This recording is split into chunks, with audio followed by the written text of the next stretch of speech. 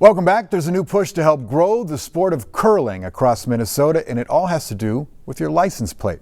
Audrey Russo explains. A curler's road to the Winter Games always seems to start in Minnesota. So we've got a silver medal now. Now the road itself has the chance. It just seems like the time is right. To propel the whole sport forward. Beautiful. We thought, let's ride the Olympic wave here. Troy Pullis is pushing to add his favorite pastime to the DMV's collection of specialized license plates. We've got golf, we've got hunting, we've got state parks. That's our goal. Curling needs a plate. This is just a prototype right now, but... You come up with this? I did. There's a curling rock. We've got some sweepers up here. People love to display their passions, right? Passion that benefits from predictable press. Troy started curling when all eyes were on Beijing. It checks all the boxes for me. Upkeep on Minnesota's 35 curling facilities demands a different kind of check. If they can't raise the funds, there's chances that these clubs have to close. Enter the annual fee for specialty plates, which Troy thinks will cost around $30. We'll have like a grant process and hopefully help these clubs stay afloat. The idea needs lawmakers, including it in the transportation bill, to reach the finish line. Yes. That's easy. Yes, of course. When you ask the senator, who hails from the same town as the current silver medalists. Tremendous point of pride, because it's a nice way to raise a nice amount of revenue for something that you really care about or that has meaning for you. Give curlers 7 characters and you'll get endless ways to promote the sport. It might say appeal or great hit. A vehicle to cement the identity of homespun pride. We're going to show Minnesota that curlers love their sport. In St. Paul, Audrey Russo, KARE 11 News. The plate has been submitted to the House and the Senate now, and Troy hopes that it'll get a committee hearing where he can testify and show more about his love for curling, hopefully to get on your license plates. Now, this month marks 40 years since 3 explorers from Minnesota did something that no one else in the world had done. Will Steger and his team dog-sledded all the way to the North Pole unsupported. It took them almost 2 months, and at one point the temperature hit 74 degrees below zero.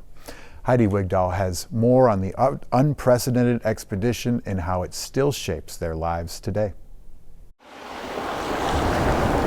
In Ely, Minnesota, there's a spirit of adventure, a place forever connected to the top of the world. The pole had never been done unsupported, and everybody said it was impossible. I really realized I could do that. 40 years ago, from his cabin outside of Ely, Will Steger set out to make history. For myself, it was definitely a real monumental beginning of what I really wanted to do with my life. Come on, come on. Paul Shirkey came on board. Good dog, Charlie Brown. To co-lead the expedition. That's enough. These amazing 4-legged friends of ours, these Canadian Inuit dogs that power our business here and powered our expedition to the North Pole. Ann Bancroft, a Minneapolis elementary school teacher at the time, became one of the final members to join and the third Minnesotan. At the time, I'm like, oh, they're not going to take me. I'm not qualified enough. And I thought, well, if I don't try, I'll never forgive myself, because this was my childhood dream of going to the top of the world on the back of a dog sled. I thought, 7 guys, not so sure about that one, but hey, I would have been fine if they said no. I would have gone on with my life. But that trip changed everything for me. It was a homespun expedition. All of Minnesota got involved in it. We were in the papers all the time. On March 8th, 1986, the 8-member team set out on what would become a 55-day journey to the North Pole. We had 5 sleds. Each sled carried 1,700 pounds of food, and we left at 72 below zero. I mean, it was just like brutal. Ice ridges, 30, 40 feet high that we had to chop. It was a typical project I would take on. We had limited communication. If something went wrong, there were slim chances we could ever be rescued. And there were many days when that was weighing heavily on our hearts. And then the next day, the weather would break free and clear. There wouldn't be any concerns about polar bears again. We would hit good sea ice. We could start making miles, and suddenly all was right with the world, and we were at the top of our game. It was a wild, crazy ride emotionally. I never expected that, but it was very empowering that way. We were doing 18-hour days at the end, and we were really starved down. The other people had never never, really been starved. I've experienced it before. During the journey, 2 members were injured and needed to be airlifted out. It was physically absolutely grueling, but we all stuck to it. On May 1st, 1986, the Steger International Polar Expedition made history with the first confirmed unsupported expedition to the North Pole. It was kind of doing almost the impossible. It was no certainty until the moment we got there, and even then we didn't know if we had made it. It was absolute ecstasy. It was our warmest day of the trip. It was 8 above zero. We hit 74 below on one of the days out there. Many of the days were 50 and 60 below. The dogs were howling. They knew something had happened. We fed them up with little extra food we had, and they were happy as clams too. And it was just a remarkably joyous experience to be standing at the point around which the planet spins. A place they found themselves at by sextant. The instrument helps navigators measure the angle between the horizon and a celestial body like the sun or moon. Every unsupported expedition after has been done using GPS. It was a time like no other. Anne became the first known woman to reach the top of the world by sled and on foot. To actualize my 10-year-old girl dream is also something that, wow, what a privilege. It was Paul who said, we were maybe 5 days from the pole. You've got to get ready because it's going to be crazy when you return. I remember thinking, I don't know what you're talking about.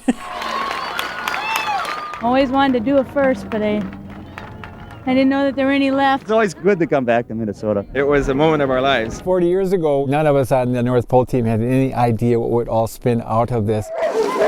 Paul, along with his wife Sue, own Wintergreen Dog Sled Lodge in Ely.